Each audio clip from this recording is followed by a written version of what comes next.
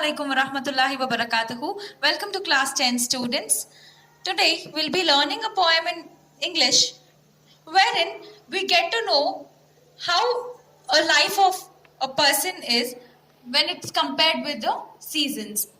So can you tell me, when do you realize the importance of a person? If it is in the presence of the person or if it is in the absence of a person. For example, when the person is alive in this world, will you value that person? No. Why? Because we take them for granted. Because you feel you can do anything. But once that person passes away or dies and leaves this world, at that time we feel really bad. And at that point of time we start valuing them. And even if we try to bring them back, that cannot be done. So here, let's see what William Shakespeare has written in his sonnet. So before we read the poem, let's read about the poet William Shakespeare. So William Shakespeare was born in 1564 and he died in 1616. And he is one of the greatest English dramatist and poet. So remember that he's a poet as well as a dramatist who used to write dramas. Needs no introduction. He doesn't require any introduction because his dramas are very well known. He is best known for his plays called Hamlet. The well-known dramas of him are Hamlet, Othello, Macbeth, King Lear, Romeo and Juliet, Julius Caesar, Merchant of Venice, and so on.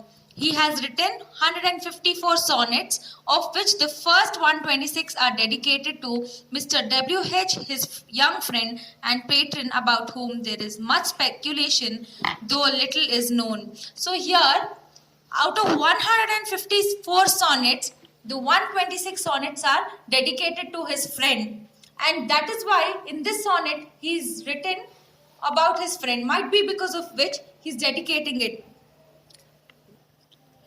The remaining 28 sonnets are dedicated to the mysterious dark lady. The sonnet for our present study is the 73rd sonnet, one of Shakespeare's most famous ones. The sonnet which we are studying now is one of the famous sonnet. So let's read now. That time of year thou mayst in me behold, when yellow leaves or none or few do hang upon those boughs which shake against the cold. Bare ruined coys where late the sweet birds sang. In me thou seest the twilight of such day, as after sunset fadeth in the west, which by and by black night doth take away, death's second self that seals up all in rest. In me thou seest the glowing of such fire, that on the ashes of his youth doth lie, as the deathbed whereon it must expire, consumed with that which it was nourished by. This thou perceivest, which makes thy love more strong, to love that well which thou must leave ere long. So what have you understood? Yes, there are so many olden usages of words like thou, mayst, ruined, and so on. So first, understand that thou is you, mayst is may, and ruined is nothing but ruin, to destroy. And next, fadeth is fade, ceased, to see, and then consumed, it's consumed, to take in, consumed, and again thou is you, perceives, means perceive. So now let's understand what is given in first sonnet, first stanza.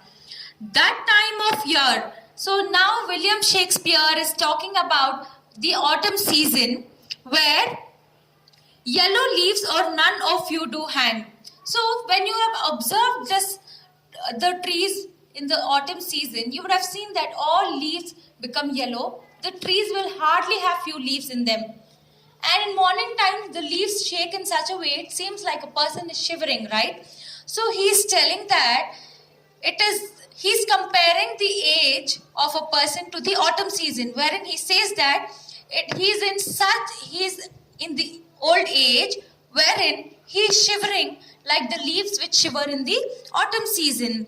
Upon those boughs which shake against the cold, upon those branches, how the leaves shake against the cold, even the man is like shivering like those leaves in the cold. Bare ruined chords where late the sweet birds sang. So the Shakespeare is also telling that the chords, the singing ability in him has completely vanished, and he is comparing his singing ability to the birds which sing in the nature. And where do the birds live? They live on the branches of the trees. So here in this stanza, William Shakespeare is telling that in the autumn season, the leaves become yellow, the birds leave the branches of the trees, and the leaves start shivering in the cold. And moreover, the birds which used to sing on the branches are barely found in the trees. Understanding? And here he is also telling that the weather has grown cold. As the human is growing old, the weather has also grown cold, and birds have left the branches and leaves have fallen from the trees. Clear? Now let's see the second stanza. In me thou seest the twilight of such day, as after sunset fadeth in the west, which by and by black night doth take away, death's second self that seals up all in rest. So now, William Shakespeare is telling that old age is similar to twilight. Got it? So comparing all these sonnets are metaphor in lyrical sense. He's telling that old age is like twilight. As after sunset fadeth in the west. He's telling when the sun sets in the west, how does it look? The look in the nature is faded because it's not bright. It's going and setting down. So that is what here William Shakespeare is telling. He's telling that his voice is troubled. Why is it troubled? Because of the old age. And moreover, as I told you, old age is similar to twilight. And he's also describing that sun fades and night approaches. It is very true, no? When the sun sets, it's the reminder that it's going to be dark. And this, he's also telling that the day shifts to night. And to express this, he's using by and by. The sun sets and dark, the night comes, it will turn dark every night, right? And then death second self that seals up all in rest. He's also telling that the death is directly related to any time of the day. Can you even guess when you will die? Nobody knows when death will approach. So he's telling there is one particular day to die. And moreover,